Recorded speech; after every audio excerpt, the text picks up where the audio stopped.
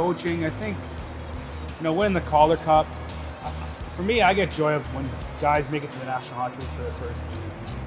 Steven Lorenz scored his first goal, Jake Bean, guys that you had, you helped them develop in a way, not just as players, but people too, and mature.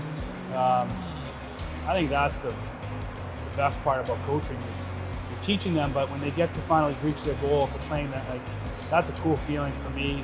Watching Steven Lorenz score the other night, I thought that was that's awesome. I mean, we're talking about a kid that was 2 years ago in the ECHL and wasn't really on the radar. Now he's scoring and playing in the National Hockey League. Jake Bean, same thing. I know he's a first-round pick, but kind of had some doubters on him, and he's a first-round pick, hasn't made it to the National Hockey League, and now he's kind of establishing himself.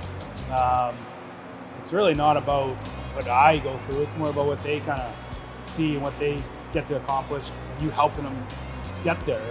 And, winning's great as coaches, and we want to win championships and win hockey games, but at this level, we want them to play in the National Hockey League. Some of these younger players we have here today, getting a guy that hasn't played there in a couple years back to the NHL, I think that's pretty cool and something that we look forward to. But I think winning a Calder Cup, I know you guys probably don't want to hear that, but it was obviously a cool feeling. But again, I think it's individualized, seeing guys get to the National Hockey League.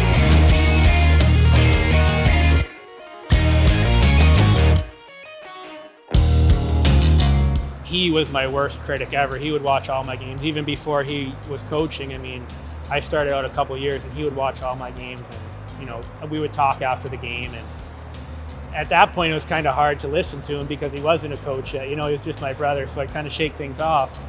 But once he started getting into coaching and being so successful, he would tell me things, and I'm like, wow, he makes a good point there. So I think as we've gotten older, we've gotten better at throwing things off each other and taking them in, as opposed to when I was a little bit younger. I was probably a little bit more naive at listening and not taking everything in.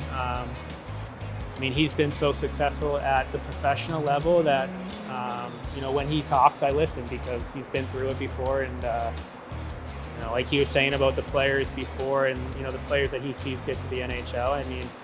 I haven't played in the NHL in 2 or 3 years, and I'm sure if I were to get called up again and play a game, that'd make him so happy. So I think it's one of those things where we feed off each other now, and him as my coach is no different. I'm going to take things to heart, and I'm going to try and improve on things that he asks me.